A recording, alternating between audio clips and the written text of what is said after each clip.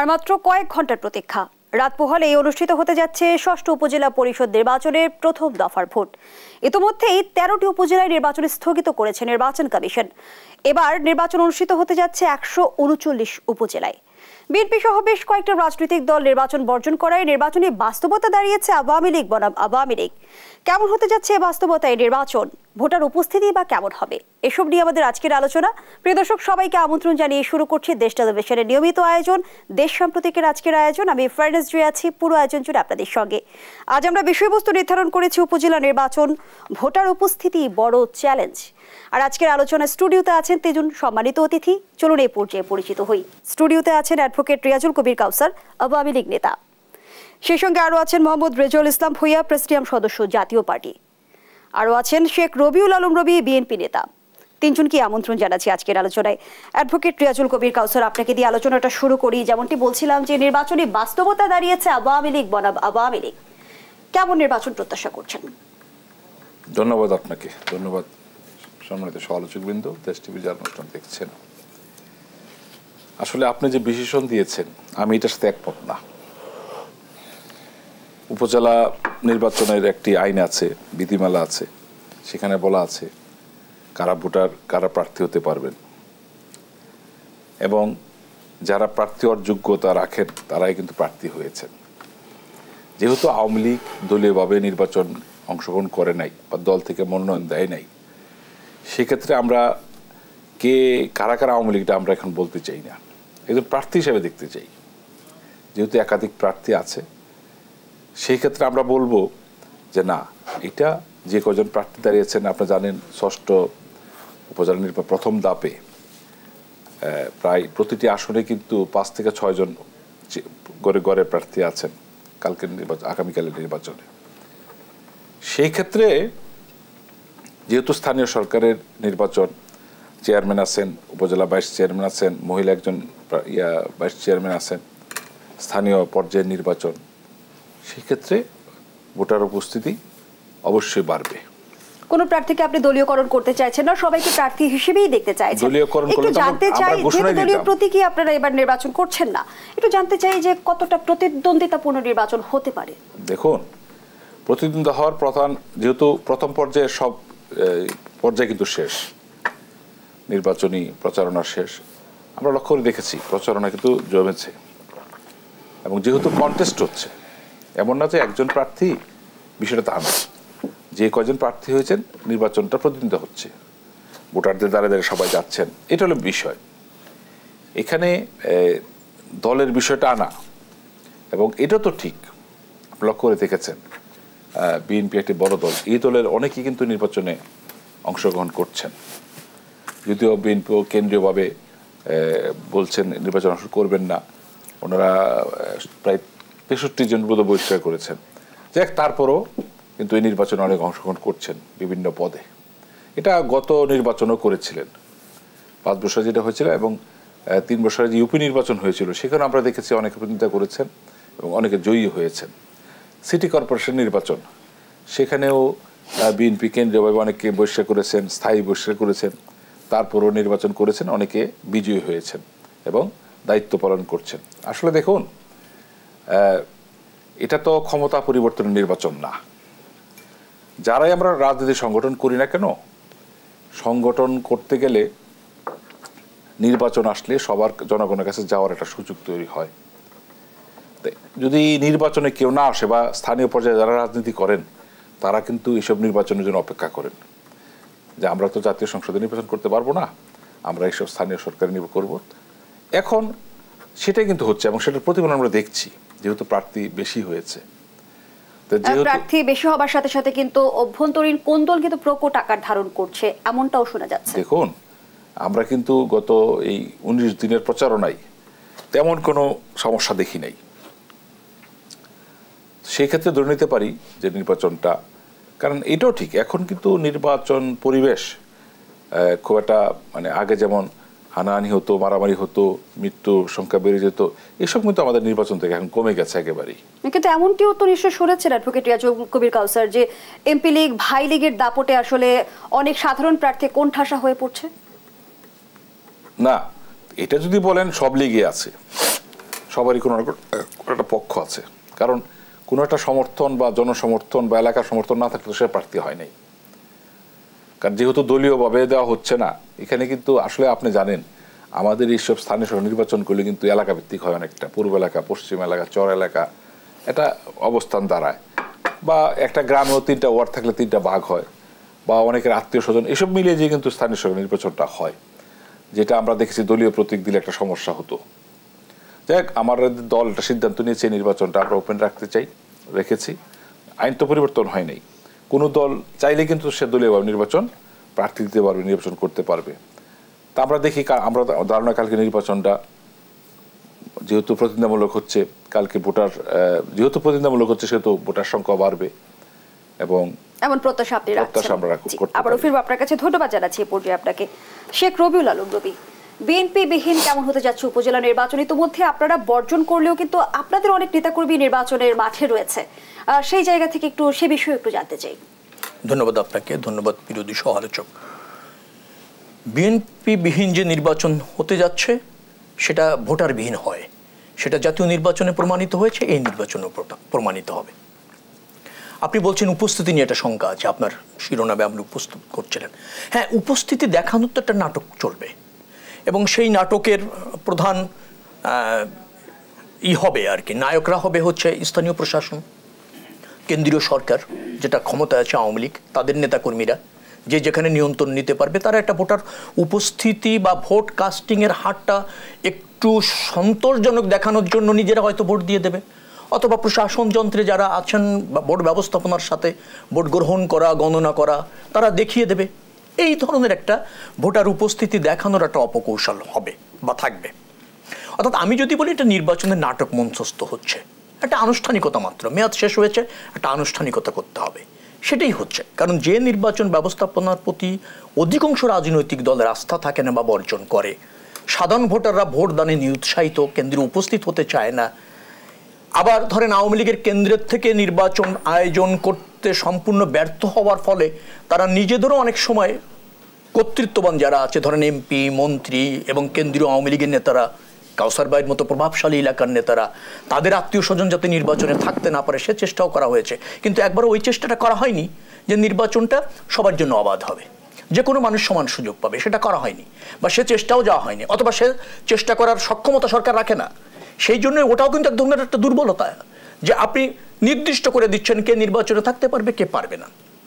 এটা হলে হয় কি, প্রার্থীদের সমান সুযোগ থাকে না, ভোটারের ভোটদানের উৎসাহ থাকে না, প্রতিদ্বন্দ্বিতাপূর্ণ নির্বাচন হয় না। কিন্তু শেখ রবিউল আলম রবি প্রায় সময় ক্ষমতাসীন অভিযোগ করে যে উন্মুক্ত যে নির্বাচনী ব্যবস্থার প্রণয়ন তারা করেছে, এর অনেকাংশে দায় বিএনপির, সে দায় কি বিএনপি নেবে? বিএনপি তো ক্রেডিবল নির্বাচনের জন্য সংগ্রাম করছে 17 বছর ধরে, জুলুম, অত্যাচার, নির্যাতন উপেক্ষা করে দেশের মানুষের ভোটাধিকার, গণতন্ত্র এবং জনপ্রতিনিধি নির্বাচিত হবে জনগণের ভোটে। আচ্ছা, একটা পার্লামেন্ট হবে কার্যকর, সব দলের অংশগ্রহণে পার্লামেন্ট, জবাবদিহি থাকবে সরকারের, পার্লামেন্ট মেম্বার যারা হবেন তার সংখ্যাধিক্যের ভিত্তিতে সরকার হবে।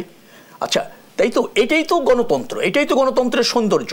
অর্থাৎ রাষ্ট্র ব্যবস্থাপনার প্রত্যেকটি স্তরে জনগণের প্রত্যক্ষ অংশগ্রহণ থাকবে, তার জন্য তো আন্দোলন সংগ্রাম করছে। তো আজকে এই নির্বাচন ব্যবস্থাপনাটা সরকারের সম্পূর্ণ গ্রিপে কারা নিল? আওয়ামী লীগ সরকার ক্ষমতা থাকার মোহের কারণে নিয়েছে। ধরেন নির্বাচন ব্যবস্থাপনার সাথে যারা জড়িত, বিশেষ করে নির্বাচন কমিশনের কর্মকর্তারা, তারা পূর্ব নির্ধারিত অথবা সরকারের প্রত্যাশিত ফলাফল প্রকাশ কোন আমলে করছে? এই সরকারের ক্ষমতায় থাকার জন্য করছে, ইচ্ছা অনুসারে করছে। আইন শৃঙ্খলা রক্ষাকারী বাহিনী আপনার যে প্রার্থীকে আওয়ামী লীগের উইন চাইবে তাকে উইন করানোর দায়িত্ব নিয়ে নিচ্ছে, কারা করছে? এই সরকারের আমলে করছে। যার জন্য তো রাজনৈতিক দল বলেন, ভোটার বলেন, আজকে ভোটদানে নিরুৎসাহিত। আমরা জাতীয় নির্বাচনে ছিলাম না, স্থানীয় সরকারের নির্বাচনে ছিলাম না, আপনি জানলেও অবাক হবেন। একাদশ সংসদের যে সময়ে, তখন তো ওই সংসদে আমরা আপনার নির্বাচনে অংশ নিয়েছি, 2018 সালের যে নির্বাচন। তারপর স্থানীয় সরকারগুলি নির্বাচনে অংশ নিয়েছে, উপনির্বাচনগুলিতে অংশ নিয়েছে। স্থানীয় সরকার নির্বাচনে 74 জন আমাদের মেয়র এবং উপজেলা চেয়ারম্যান ছিল, তাদেরকে বহিষ্কার করা হয়েছে। সবাইকে 74 জনকে বহিষ্কার করা হয়েছে, তারা কিন্তু নির্বাচিত প্রতিনিধি। আপনি জানেন সিলেটের মেয়রকে 2 বার বহিষ্কার করা হয়েছে। প্রথমবার বহিষ্কার করা হয়েছে, তিনি উচ্চ আদালতের রায় নিয়ে আবার গিয়ে যোগদান করেছেন, যোগদান করার 8 ঘন্টা পর আবার বহিষ্কার করা হয়েছে, এই আরিফুল হককে। খুলনার মেয়রকে বহিষ্কার করা হয়েছে, রাজশাহীর মেয়রকে বহিষ্কার করা হয়েছে, বরিশালের মেয়রকে বহিষ্কার করা হয়েছে, করা হয়নি।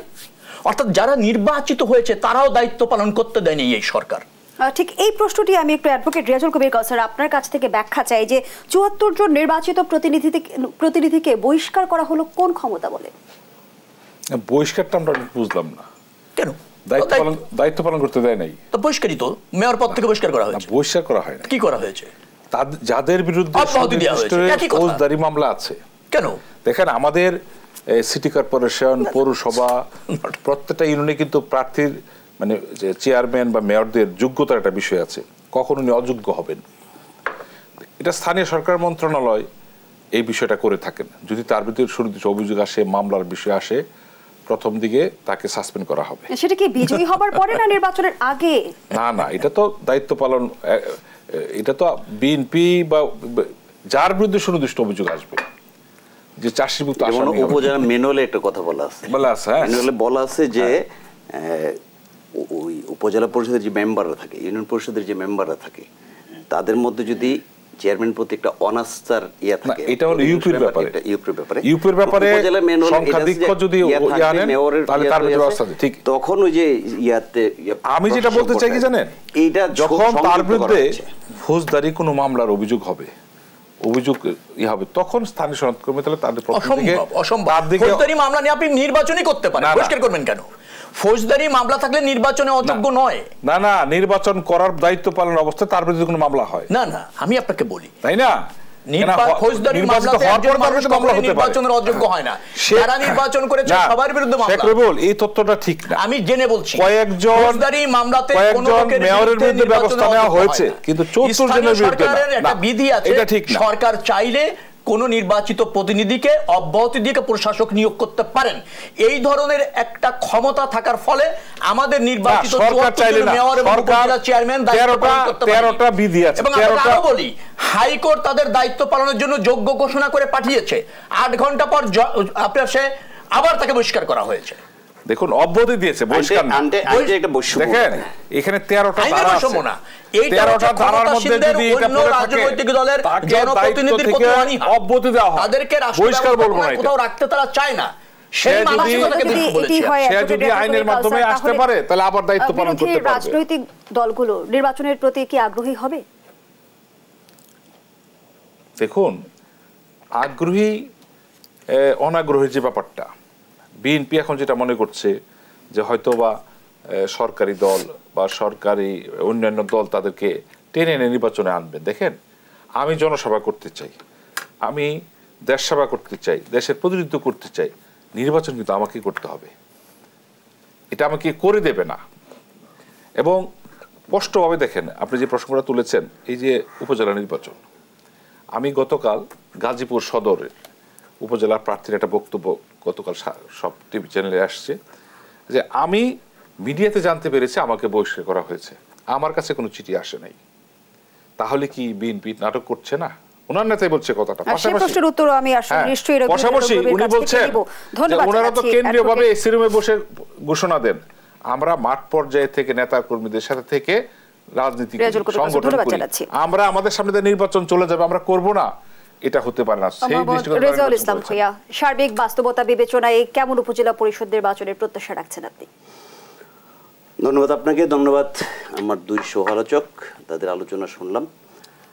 উপজেলা নির্বাচনের নির্ধারিত সময় হয়েছে, নির্বাচন কমিশন নির্বাচন দিয়েছে। জনগণের মধ্যে যে উৎসাহ উদ্দীপনা থাকা দরকার এবং যেভাবে স্থানীয় সরকার নির্বাচনকে আমরা উৎসব হিসেবে পালন করি, এইটার মধ্যে ঘাটতি আছে। একদম নাই নাই এটা বলবো না, তবে ঘাটতি আছে। আগে যেরকম হয়তো সেই ব্যাপারটা নাই। কেন নেই? কেন না থাকার ব্যাপারটা হলো এরকম, স্থানীয় সরকার নির্বাচনে আমরা কোনো দিন প্রতীকের ব্যাপার দেখিনি। যেটা রবিউল ভাই বললেন, ওনাদের এতজনকে বহিষ্কার হয়েছে, তখন উপজেলা, পৌরসভা, স্থানীয় সরকার প্রত্যেকটা সেক্টরে বিএনপি সহ বিরোধী দলগুলো একটা ভালো কার্যক্রম ফলাফল করতেছিল। এই ফলাফল করার কারণে আওয়ামী লীগের তৎকালীন সাধারণ সম্পাদক, আমার কাছে বিবেচনায় যেটা, যে সৈয়দ আশরাফ সাহেব একটা আনলেন যে উপজেলা পর্যায়ে প্রতীকের ইয়া হবে, স্থানীয় সরকার পর্যায়ে ইউনিট থেকে দূরে যতগুলো আছে। এটা করার একটা কারণ আছে। কারণটা হলো যে প্রশাসনটা এমনভাবে আমাদের দেশে হয়েছে যে যদিও নির্বাচন কমিশন নির্বাচন পরিচালনা করে, কিন্তু নির্বাচন কমিশন লোকবল না থাকার কারণে প্রশাসন নির্বাহী বিভাগের উপরে নির্বাচন কমিশন নির্ভর করতে হয়। এই নির্ভরতা যাদের উপর করে তাদের আবার একটা দোষ হলো এই, তারা মনে করে সরকার দলীয় প্রার্থী যদি আমার এলাকা থেকে ফেল করে তাহলে ওই জায়গার টিউনু, ওই জায়গার ডিসি, ওই জায়গার ওসি সংশ্লিষ্ট যারা আছে তাদের জবাবদিহিতার মধ্যে চলে আসবে। যার কারণে আশরাফ সাহেব এই ইয়েটা দিল। তখন একটা সেন্স কাজ করলো যে প্রশাসন এবং মন্ত্রী এমপি সবাই নৌকা প্রতীকের প্রতি একটা দুর্বলতা আসলো এবং নৌকা প্রতীককে পাশ করানোর একটা ওদের দায়িত্বের মতো পড়ে গেল। এইবার যখন নির্বাচন আসলো স্থানীয় সরকার উপজেলা, এই নির্বাচনে যেহেতু আপনার সঙ্গে বলেন, কারণ আপনি দুইবার বলছেন, আমি কিন্তু একবারও বলিনি। এইবার যখন আসলো, যখন দেখলো বিএনপি নাই এবং অপর বিরোধী দল কেউ নির্বাচন ওইভাবে অংশগ্রহণ করছে না, সেই ক্ষেত্রে মনে করলো যে এইবার আর প্রশাসনের ইয়া দরকার নেই। ইভেন যে জায়গায় স্থানীয় সরকারের এমপি এবং অন্যান্য মন্ত্রীদের স্বজনরা দাঁড়িয়েছে তাদের উপর নিষেধাজ্ঞা জারি করলো। নির্বাচনী আইনে কোথাও কি আছে যে আমি দল করি না, আমি একজন এমপির আত্মীয়, আমি বিএনপি আওয়ামী লীগ জাতীয় পার্টি কোনো কিছুই করি না, আমি নির্বাচন করব, আমার নির্বাচন জমা দেওয়ার পর যদি বৈধ হয় আমি দল না করার পরে শুধু আত্মীয় হওয়ার কারণে আমার ইয়ে করতে হবে, নির্বাচন থেকে দূরে সরে যেতে হবে? এটা কি আমাদের সংবিধান এলাও করে? গণপ্রজাতন্ত্রের আইন এলাও করে? নির্বাচন উপজেলার যে ইয়ে দেওয়া হয়েছে সেখানে এলাও করে? আওয়ামী লীগ কিন্তু ইতিমধ্যে ব্যাখ্যা দিয়েছে, আওয়ামী লীগের ব্যাখ্যা আওয়ামী লীগ সুবিধাজনক অবস্থানে দলীয় সিদ্ধান্ত, আওয়ামী লীগের সুবিধা, দলীয় সিদ্ধান্তটা কার জন্য প্রযোজ্য হবে? দলের নেতা হলে, আমি তো দলের সদস্য না, আমি কোনো কারণে ওনার আত্মীয়, আমার জন্য কি এটা প্রযোজ্য হবে? আওয়ামী লীগ তো এইটাও দিয়েছে, নিজের দলের প্রতীক দিয়ে দ্বাদশ জাতীয় সংসদে দাঁড়া করেছেন, আবার কৌশল হিসেবে তার বিরুদ্ধে দলের আরেকটাকে দাঁড় করে দিয়েছে, এটাও কিন্তু ওনার জায়েজ করে নিয়েছে। আর সেই উন্মুক্ত নির্বাচনের ব্যবস্থা আসলে জাতীয় পার্টিকে কতটা ভুগিয়েছে, আমি সেই প্রসঙ্গে আপনাকে প্রশ্ন রেখে যেতে চাই। একটা বিরতির সময় হয়েছে, বিরতি নিয়ে ফিরছি। প্রিয় দর্শক, দেশান্তরিকের এই পর্যায়ে একটা বিরতি নিচ্ছি, সাথেই থাকুন।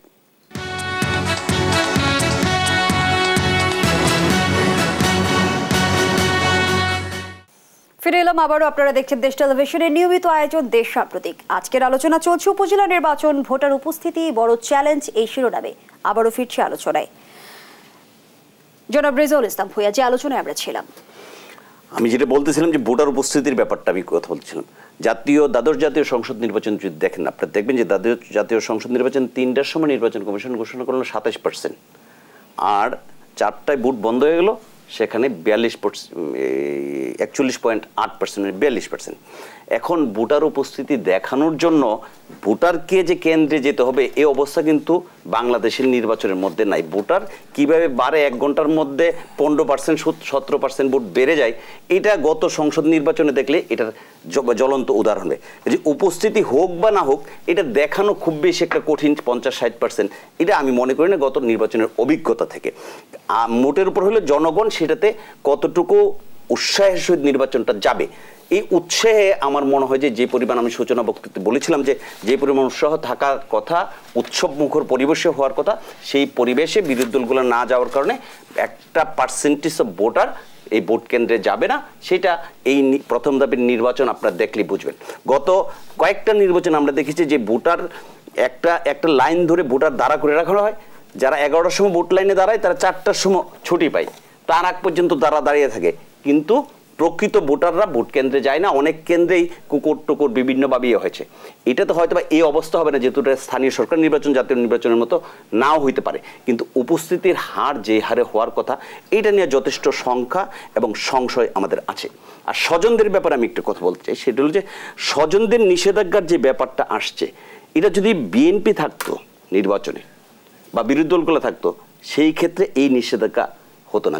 দ্বাদশ জাতীয় সংসদ নির্বাচনে আমাদের তো স্বজনদের নির্বাচন তো করিয়ে আনার জন্য, মনোনয়ন দেওয়ার জন্য সেখানে কোনো নিষেধাজ্ঞা ছিল না, এবং সেই জায়গার মধ্যে অসংখ্য স্বজন কিন্তু নির্বাচন করে এসছে, এবং মাননীয় প্রধানমন্ত্রীরও অনেক আত্মীয় স্বজন সংসদের মধ্যে অবস্থান করছে। তা আপনি যদি এই আইন করেন, তাহলে এই আইনটা সবার জন্য করা উচিত। এবং আপনি যেটাকে কৌশল বলছেন, সেই কৌশল আমি বলছি, সেই কৌশলটা সবার জন্য হওয়া উচিত। আপনি একটা অংশের নির্বাচনে কৌশল করবেন, আরেকটা অংশের করবেন না। মূল জিনিসটা হলো যে এই জায়গার মধ্যে যেহেতু আমি এবং সে একই জিনিস, এই কারণে প্রশাসনের কোনো ইয়ার দরকার নেই। আর স্বজনদেরকে যদি সরিয়ে দেওয়া হয় তাহলে বিতর্কটার থেকে একটু মুক্ত থাকবে, সেই কারণে আওয়ামী লীগের কৌশল। একদম স্পষ্ট। ধন্যবাদ জানাচ্ছি রেজাউল ইসলাম ভূঁইয়া। শেখ রবিউল আলম রবি, আপনারা নির্বাচন বর্জন করেও সব নেতাকর্মীকে কিন্তু ভোটের মাঠ থেকে সরাতে পারেননি। ইতিমধ্যে আপনারা প্রায় 150-র মতো নেতাকর্মীকে বহিষ্কার করেছেন 2 ধাপে মিলিয়ে। আমরা যদি একটু জানতে চাই যে 18 বছর ক্ষমতার বাইরে থাকা বিএনপি আসলে নেতাকর্মীদের কেন নির্বাচন থেকে বিরত রাখতে চায়? অর্থাৎ আপনাকে এটা প্রমাণ হয় যে বিএনপির নেতা কর্মী যারা আছে তারা কতটা নির্বাচন ফেস করতে চায়। কিন্তু দলের কিন্তু একটা অবস্থান রয়েছে, যেহেতু নির্বাচনের নামে প্রহসন হয়, ফলাফল পূর্ব নির্ধারিত, জনগণ ভোট বিমুখ এবং সরকারি দলের প্রার্থী মানেই উইন, একচ্ছত্র আধিপত্য এবং প্রশাসন যন্ত্র আওয়ামী লীগের প্রার্থীদের উইন করানোর জন্য দায়িত্ব নিয়ে নিচ্ছে। সেই কারণে জাতির ভোটাধিকারের স্বার্থে এবং বৃহত্তর স্বার্থে আমরা নির্বাচন বর্জন করেছি। আমরা তো নির্বাচনই চাই রে ভাই, সংকটটা তো এই প্রক্রিয়ার নির্বাচন। আমরা চাচ্ছি ওই প্রক্রিয়ার নির্বাচন যে নির্বাচনে মানুষ অবাধে ভোট দেয়, নির্বাচনটা প্রতিযোগিতাপূর্ণ হয়, সমান সুযোগ নিশ্চিত হয়, অবাধে মানুষ ভোট দেয়, ফলাফল গণনা স্বচ্ছতার সাথে হয়, প্রকাশও স্বচ্ছতার সাথে হয়। সেটাই তো আমরা চাই। আমরা তো নির্বাচনমুখী দল। আপনি যেটা বলছেন দল নির্বাচন বর্জন করেছে, আমি যেমন আপনাকে একটা উদাহরণ দিলে বলবেন, কালকে পত্রিকায় আসছে বান্দরবনের নাইখানছড়ি উপজেলার তোফায়েল আহমেদ নামে একজন লোক, তিনি বিএনপির প্রার্থী হিসেবে ওই এলাকায় আপনার বিশাল সাড়া জাগিয়ে ফেলেছে। কিন্তু অনুসন্ধান করে দেখা গিয়েছে তিনি জীবনে বিএনপি করেন নাই, বিএনপির কোনদিন সদস্যও ছিলেন না, কিন্তু তিনি বিএনপির প্রার্থী। এইভাবে প্রচার পাচ্ছে, কারণ মানুষ তো বিএনপিকে ভোট দিতে চায়, জনমত তো বিএনপির পক্ষে। আবার কোনো কোনো জায়গায় বিচ্ছিন্নভাবে কোনো এক সময় সদস্য ছিলেন, এরকমও হয়েছে। কোনো এক সময় ভাইস প্রেসিডেন্ট ছিলেন ওই উপজেলা লেভেলের, এরকম তো হাজার হাজার নেতাকর্মী আছে এক একটা উপজেলায়, 2-1 জন এরকম হয়েছে। যাদেরকে বহিষ্কার করা হয়েছে তাদের কিন্তু প্রাথমিক সদস্য পদের থেকে বহিষ্কার করা হয়েছে, কারণ 10 টাকা দিয়ে একটা ফর্ম পূরণ করলে একটা দলের প্রাথমিক সদস্য হওয়া যায়। এই মানে অনেকে আছে। সেখানেই প্রশ্ন, গণবহিষ্কারে কি দলীয় শৃঙ্খলা ফিরবে, নাকি বিএনপি আসলে তৃণমূলের নিয়ন্ত্রণই হারিয়েছে? দলীয় আবার নিয়ন্ত্রণ হারিয়েছে, এই শব্দগুলি খুব আপত্তিকর। একটি দল 17 বছর রাজনীতি করছে, সরকার বিরোধী আন্দোলন করছে, জীবন দিচ্ছে, নিধনের শিকার হচ্ছে, মিথ্যা মামলায় গ্রেপ্তার হচ্ছে, জেল হচ্ছে, শত শত মামলা, ঐক্যবদ্ধ থেকে জাতির স্বার্থে আপনাদের ভোটাধিকারের সামনে আন্দোলন করছেন, তাদের নিয়ন্ত্রণ হারা হবে কেন? বিচ্ছিন্ন মানসিকতা তো থাকবেই। আওয়ামী লীগ এর আগে 200-র উপরে বহিষ্কার করেছিলেন, এই জাহাঙ্গীর আলমকে বহিষ্কার করেছে না, আবার দলে ফিরিয়ে নিয়েছে না। আওয়ামী লীগ তো বহিষ্কার করার মতো মানুষ নাই। এমন কোন কৌশল কি বিএনপিও রাখছে যে আওয়ামী লীগের সংগঠনের দায়িত্ব পালন করার যে বহিষ্কার করবে সেই লোক সংখ্যাও তো নাই, নেতাকর্মী নাই। প্রশাসন ছাড়া আছে নাকি কিছু? প্রশাসন ছাড়া আর এই যে প্রভাবশালী 2-4 জন এমপি মন্ত্রীর আত্মীয় স্বজন ছাড়া আর কেউ আছে দলে? কেউ নাই। তো তারা বহিষ্কার করার লোক পাবে কোথায়? তাদেরকে প্রার্থী তৈরি করতে হচ্ছে, উপর থেকে নির্দেশ দিয়ে করতে হচ্ছে, নির্বাচনে রাখতে হচ্ছে। আমি একটা জায়গায় বলতে চাচ্ছিলাম, প্রতীক নিয়ে বলছেন, প্রতীক এক সময় ছিল না, আওয়ামী লীগই প্রতীক এনেছে, কারণ প্রতীক আনলে তাদের সুবিধা হতো তখন, কারণ নৌকা মার্কাটা ধরিয়ে দিলে প্রশাসনিক দায়িত্ব পড়ে যেত ওনাকে উইন করানোর, আর কোনো ঝামেলা ছিল না, কেন্দ্র থেকে সব নিয়ন্ত্রণ করা যেত ঢাকায় বসে। এখন দেখলেন বিএনপি নাই, অধিকাংশ রাজনৈতিক দল নাই, নির্বাচনে প্রচন্ড বিতর্কিত হচ্ছে, প্রতীকটা তুলে দিলে আরো 2-1 জন দাঁড়ায় যাওয়ার সুযোগ থাকে, কারণ তখন তো নৌকা মার্কার অধীনে কেউ দাঁড়াতেও সাহস পায় না। 2-1 জন দাঁড়ানো যদি সুযোগ থাকে তাহলে গ্রহণযোগ্য নির্বাচন হয়েছে, অনেকে অংশ নিয়েছে, এই নাটকটা ভালো জমবে। এই নাটকটা মানুষের সামনে উপস্থাপন করার জন্য এখন আবার প্রতীক উঠাই দিলেন।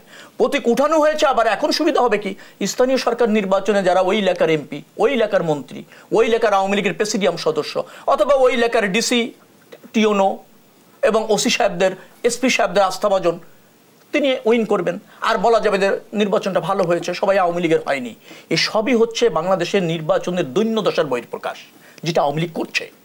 আওয়ামী লীগ কিন্তু একটা গ্রহণযোগ্য নির্বাচনকে ভয় পাচ্ছে, অংশ নিতে চাচ্ছে না, আয়োজন করতে চাচ্ছে না। সেটা যদি হতো তাহলে তো ধরনের নির্বাচন আমরা চাই, অংশ নিতে চাই, প্রতিদ্বন্দ্বিতা হবে, আওয়ামী লীগের ভীতি কেন? অ্যাডভোকেট রিয়াজুল কবির কাউসার, গ্রহণযোগ্য নির্বাচনী ব্যবস্থার প্রতি কি আপনাদের যত ভীতি? দেখুন, আমি আগেও বলেছি, যদি নির্বাচনগুলি প্রহসনের নির্বাচন হয়ে থাকে তাহলে বিএনপির প্রার্থীরা কিভাবে বিজয়ী হন? আগামীকালের নির্বাচনে যদি বিএনপির অনেক নেতা বিজয়ী হন তাহলে কি আমরা এটাকে প্রহসন নির্বাচন বলতে পারবো? আসলে দৃষ্টিভঙ্গি, নির্বাচনে আসছেন না, নির্বাচনকে বিতর্কিত করার জন্য নানাবিধ কথা বলছেন। দেখুন, স্থানীয় পর্যায়ের নির্বাচন, স্থানীয় সরকারের নির্বাচন, এখানে স্থানীয় জনগণ সিদ্ধ, এবং আপনি দেখবেন ভোটার সংখ্যা কিন্তু বাড়বে কালকে অনেক। আমার ধারণা, যেহেতু একাধিক প্রার্থী আছে এবং একাধিক পদ, chairman, vice chairman, vice chairman, এই পদটা বাড়বে। এখানে প্রতীক নিয়ে একটা কথা বলা হয়েছে, রেজাউল ভাই বলেছেন দেখুন, একটা সরকার একটা পদক্ষেপ নেয়, একটা পলিসি নেয়, এটা কিন্তু বাস্তবায়ন হয় সিটি কর্পোরেশন, উপজেলা, জেলা পরিষদ, পৌরসভা এবং ইউনিয়ন পরিষদের মাধ্যমে। আমাদের প্রত্যেকটা বোর্ডে কিন্তু ইলেক্টেড।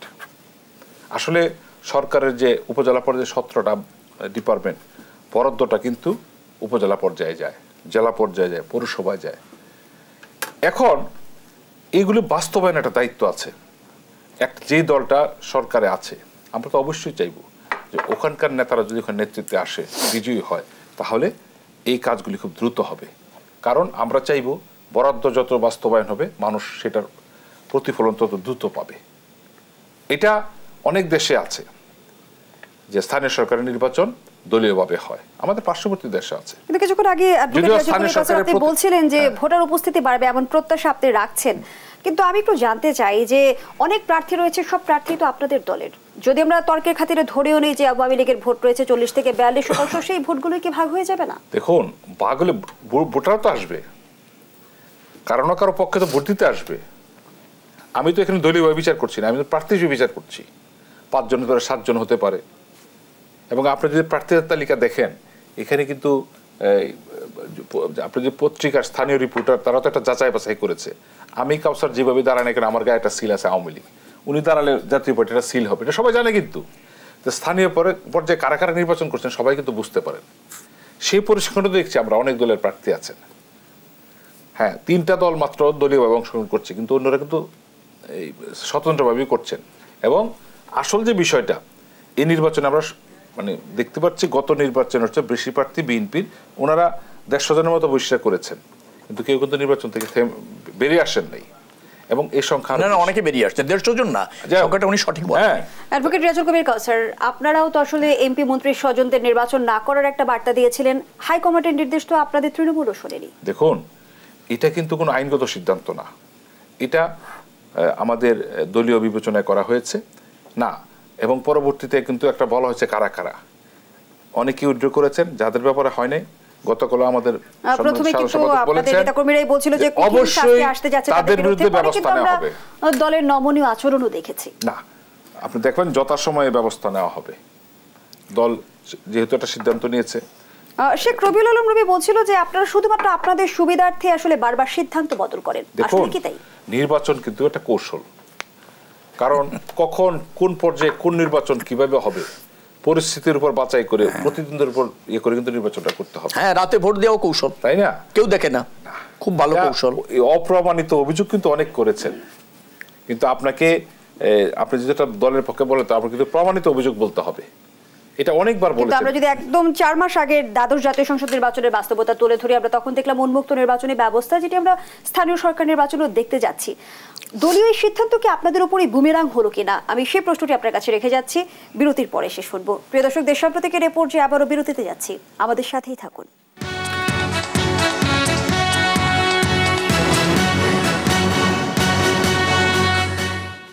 আবারও আমন্ত্রণ, আপনারা দেখছেন দেশ সাম্প্রতিক। আমরা আবারও ফিরছি আলোচনায়। অ্যাডভোকেট রিয়াজুল কবির কাউসার, যে প্রশ্নটি আপনার কাছে রেখে গিয়েছিলাম যে উন্মুক্ত নির্বাচনী ব্যবস্থা আপনাদের উপরই বুমেরাং হচ্ছে কিনা। অবশ্যই না, আমি আগেও বলেছি, নির্বাচন বাস্তবতা পারিদর্শিতার উপর অনেক কৌশল করতে হয়।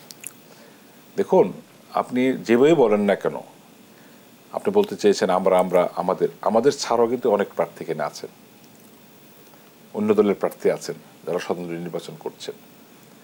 আর আমরা যেটা বলতে চাই, উপজেলা প্রশাসন একটা বড় প্রশাসন, একটা উপজেলার দায়িত্বে থাকেন তারা। বাংলাদেশে 131টা একক উপজেলা, যেটা নাকি একটা নির্বাচনী আসন। আপনি জানেন যে একাধিক উপজেলা নিয়ে কিন্তু একটা নির্বাচনী আসন হয়। আমাদের 4টা উপজেলা নিয়ে নির্বাচনী আসন আছে, 3টা নিয়েও আছে। দেখ, সেক্ষেত্রে আমরা মনে করি কি উপজেলা, কেন আমাদের যে উন্নয়ন বরাদ্দটা, এটা কিন্তু উপজেলার মাধ্যমে যায়, বাস্তবায়ন হয়ে থাকে। আর যেখানে পৌরসভা আছে সেখানে পৌরসভায় বরাদ্দ যায়। সেই ক্ষেত্রে এই ইউনিটের কিন্তু একটা ভূমিকা আছে উন্নয়ন কাজে।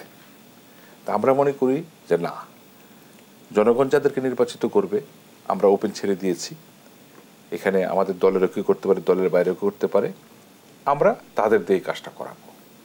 কারণ আপনার ওত, সে কিন্তু সবার চেয়ারম্যান, সে কিন্তু ওই উপজেলার নেতৃত্ব দেবে উন্নয়ন কাজের।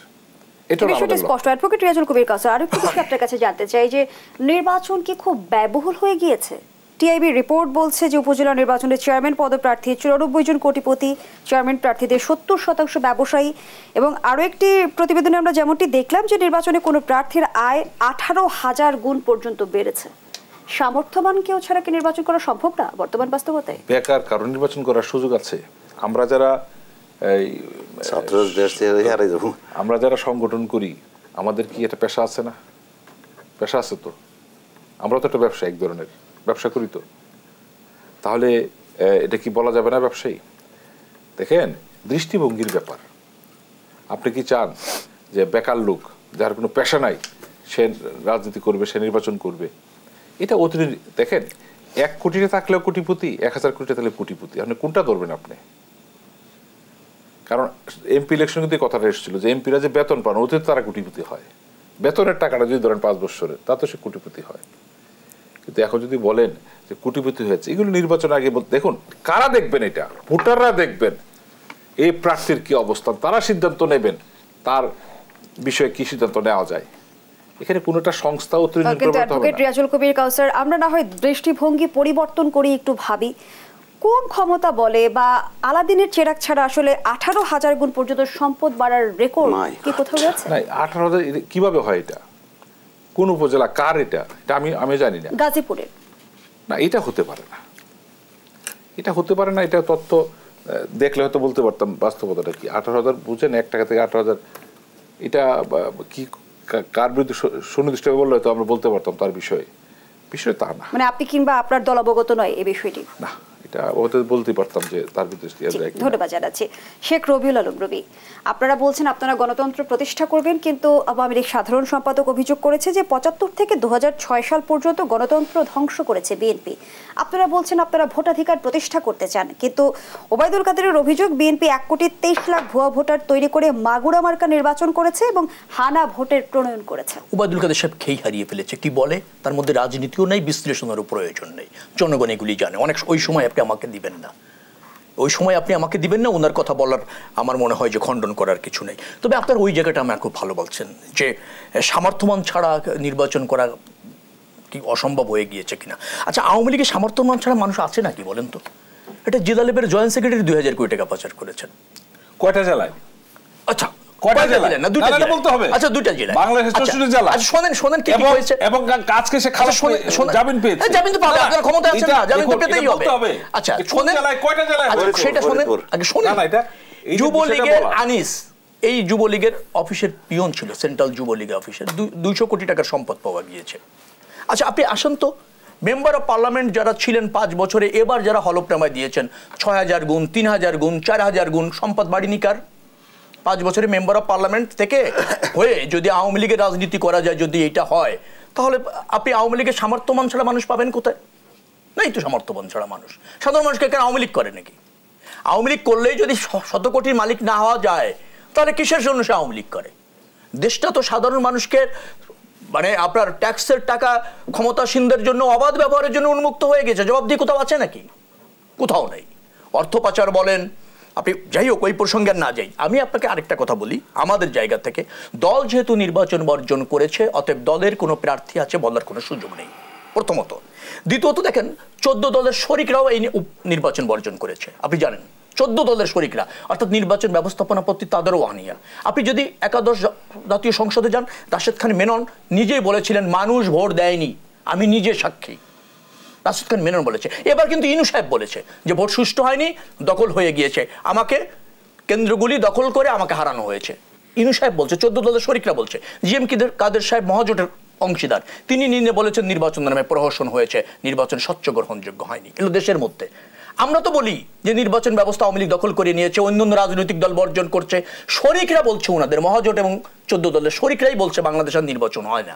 এখন বাইরে আসেন, জাতিসংঘ বলেছে বাংলাদেশের নির্বাচনের নামে প্রহসন হয়েছে, ইউরোপীয় ইউনিয়ন তাই বলেছে, মার্কিনরা বলে ওনাদের অ্যালার্জি বেশি, মার্কিনরাও বলেছে। ইভেন ওনাদের যারা ক্ষমতা দেখতে চায়, চীন, রাশিয়া এবং ভারত, ওনাদের ক্ষমতা দেখতে চেয়েছিল, জিএম কাদেরের বক্তব্য অনুসারে আমি বলছি, তারাও বলেনি যে বাংলাদেশে ভালো নির্বাচন হয়েছে। তারা আওয়ামী লীগকে ক্ষমতা দেখতে চেয়েছে, নির্বাচন ছাড়া আওয়ামী লীগ থাকতে চায়।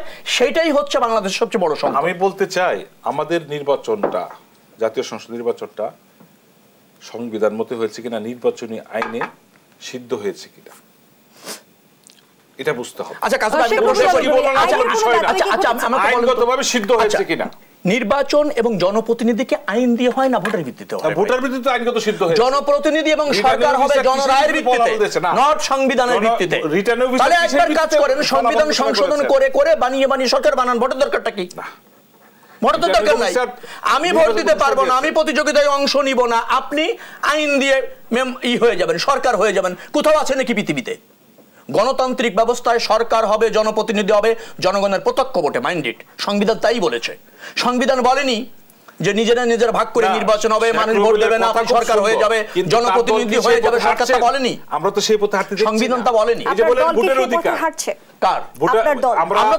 আমরা তো নির্বাচন চাই। আমরা কিন্তু এই সংবিধানে নির্বাচনটা কিভাবে হবে সেটা নির্দিষ্ট করা হয়েছিল না? বৃহত্তর স্বার্থে ঐক্যমতের ভিত্তিতে বাংলাদেশের নির্বাচন কিভাবে হবে সংবিধানে সেটা ছিল। 13 সংশোধনটা করা হয়েছিল।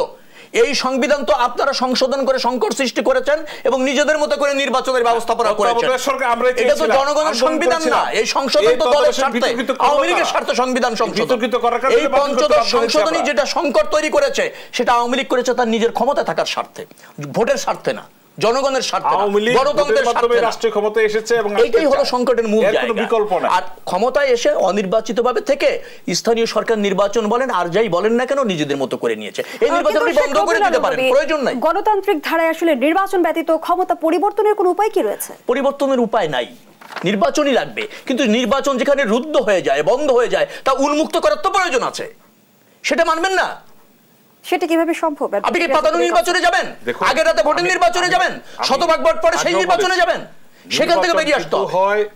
10টা বিভাগীয় শহরে না, নির্বাচন হয় 40,000-42,000 ভোট কেন্দ্রে, 2,65,000 বুথে।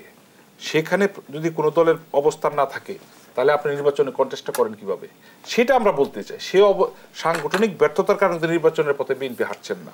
সাংগঠনিক ব্যর্থতাই কি নির্বাচন থেকে দূরে থাকার মূল কারণ কি? করে ক্ষমতা আসা যায় কিনা সেই পথে হাঁটতে যাচ্ছেন। এবং আমরা তো বারবার বলি আমরা এখনো ষড়যন্ত্রের মুখোমুখি। কোনটা তো সাংগঠনিকভাবে এত শক্তিশালী, জনকল্যাণে 15 বছর কাজ করেছে, 3টা মাস ক্ষমতা ছেড়ে দিয়ে অন্তর্বর্তীকালীন সরকারের অধীন নির্বাচন অনিয়া কেন? এত শক্তিশালী দল, এত জনপ্রিয় দল, কেন ওই নিজের মতো করে বানানো সংবিধান থেকে বগলে আটকায় রাখতে হবে? জনগণকে ভোট দিতে দেন না। আমরা তো নির্বাচনই চাই। আমরা তো বলছি না তুমি ক্ষমতা থেকে সরানো, আমরা ক্ষমতায় যাব। আমরা বলছি আসো, তুমি নির্বাচন ব্যবস্থা ধ্বংস করেছো, দখল করেছো, বেরিয়ে আসো। আসো অন্তর্বর্তীকালীন সরকার। সেই সরকার তো আমাদের সরকার না, সেই সরকার নিরপেক্ষ সরকার। নির্বাচন থেকে ভয় কেন? নির্বাচনের প্রক্রিয়াটা ধ্বংস করে ক্ষমতার মোহে অন্ধ হয়ে গিয়েছে, জনরায় এবং প্রতি ভীতি হয়েছে, জনরোষের মধ্যে আওয়ামী লীগ আছে। এটাই হচ্ছে বড় সংকট। সেটি না হলে আওয়ামী লীগ কিন্তু একসময়কার প্রাচীনতম একটা রাজনৈতিক দল ছিল, গণতন্ত্র মনাও ছিল। এখন তারা হয়েছে স্বৈরতান্ত্রিক রাজনৈতিক দল আর ফ্যাসিবাদী কায়েম করতে চায়। এই হলো আওয়ামী লীগের চরিত্র। মূলত নির্বাচন নিয়ে কিন্তু আমাদের বিতর্ক আছে, এটা স্বাভাবিক। উপজেলার ব্যাপারে যেটা বললো উন্নয়নের ব্যাপারে, সেটার ব্যাপারে আমি একটু কথা বলতে চাই। সেটা হলো যে উন্নয়নের বরাদ্দটা উপজেলার মাধ্যমে করা হয়, এটা কতটুক সঠিক আমি জানি না। কিন্তু উপজেলাতে উন্নয়নটা বাজেটটা দেওয়া হয়, কিন্তু উপজেলাতে একজন এমপিকে উপদেষ্টা বানায় এমন পরিস্থিতি সৃষ্টি করতে যে স্থানীয় সরকারের প্রতিনিধি সেখানে কাজ করার কোনো অপশন নাই, যদি না ওই এমপির কনসার্নটা থাকে। তাহলে এমপির কাজ তো ওই জায়গার মধ্যে স্থানীয় সরকারের মধ্যে ভাগ বসানো না, কিন্তু ওই জায়গার মধ্যে উপদেষ্টাটা দিয়ে এখন মূলত যেই উপজেলার চেয়ারম্যান সৃষ্টি হয়েছিল যখন যে অবস্থায়, সেই অবস্থার মধ্যে কিন্তু উপজেলা নাই। উপজেলাটাকে একটা চেয়ারম্যান দেওয়া হয়েছে, নির্বাচন করা হচ্ছে, কিন্তু পূর্ণাঙ্গ উপজেলার যে পাওয়ার শক্তি ছিল, যে অবস্থান ছিল, সেই অবস্থানটাকে দুর্বল করা হয়েছে এমপিদেরকে উপদেষ্টা বানানোর মধ্য দিয়ে। একসময় উপজেলার চেয়ারম্যান টিউনুদের এসএল লিখত এবং তার সমস্ত কার্যক্রম ইয়ে করতো। আজকে সেই পরিস্থিতি থেকে অনেকটা দূরে চলে আসছে, দুর্বল হয়ে গেছে। আমার মনে হয় যে স্থানীয় সরকারকে যদি ডেভেলপ করতে হয়, নির্বাচনের বিতর্ক তো আমাদের আছেই, তারপরও স্থানীয় সরকার ডেভেলপ করতে হলে স্থানীয় সরকারের যে বাজেট, সেটা স্থানীয় সরকারের উপজেলার চেয়ারম্যান হোক, উপজেলা পরিষদের মেম্বার সমন্বয়ে যেভাবে হওয়ার কথা সেটা হওয়া উচিত। সেটা কিন্তু কার্যত এখানে হচ্ছে না। এক। দ্বিতীয়ত হলো যে আপনি সামর্থ্যবানদের ব্যাপারে নির্বাচন করার কথা বলছেন, এটা আমাদের ভোটারের ক্যারেক্টারটাও এরকম হয়ে গেছে যে সামর্থ্যবান ছাড়া কেউ যদি যায়, একটা সময় শিক্ষক, আইনজীবীরা, একটা মানে অনেকদিন পরীক্ষিত রাজনৈতিক নেতারা নির্বাচন করতে পারছে। আজকে এই অবস্থা কোনোভাবেই নাই। একটা নির্দিষ্ট পরিমাণ টাকা, যেটা 25 লক্ষ টাকা নির্বাচন কমিশন করে দিচ্ছে জাতীয় সংসদ নির্বাচনের জন্য, দেখা গেছে 25 কোটি টাকা খরচ করতে হয়। 2-4-5 কোটি টাকার নিচে তো কোনো নির্বাচন হয় না। 5 কোটি টাকা যদি আপনাকে খরচ করতে হয়, তাহলে আপনাকে অবশ্যই বিত্তবান হইতে হবে, সামর্থ্যবান হইতে হবে। তাহলে যদি এইভাবেই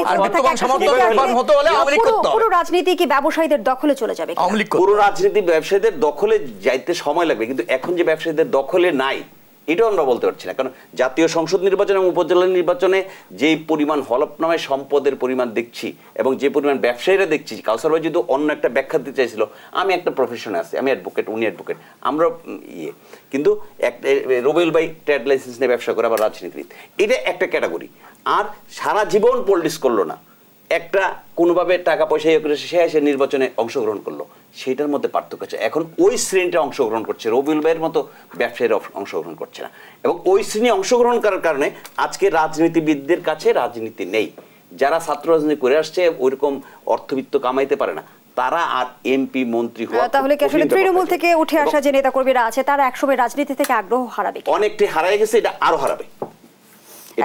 ধন্যবাদ জানাচ্ছি রেজাউল ইসলাম ভূঁইয়া, ধন্যবাদ জানাচ্ছি শেখ রবিউল আলম রবি, ধন্যবাদ জানাচ্ছি অ্যাডভোকেট রিয়াজুল কবির কাউসার। প্রিয় দর্শক, এখানেই শেষ করছি দেশ সম্প্রতিকের আজকের আয়োজন। ধন্যবাদ আমাদের সাথে থাকার জন্য।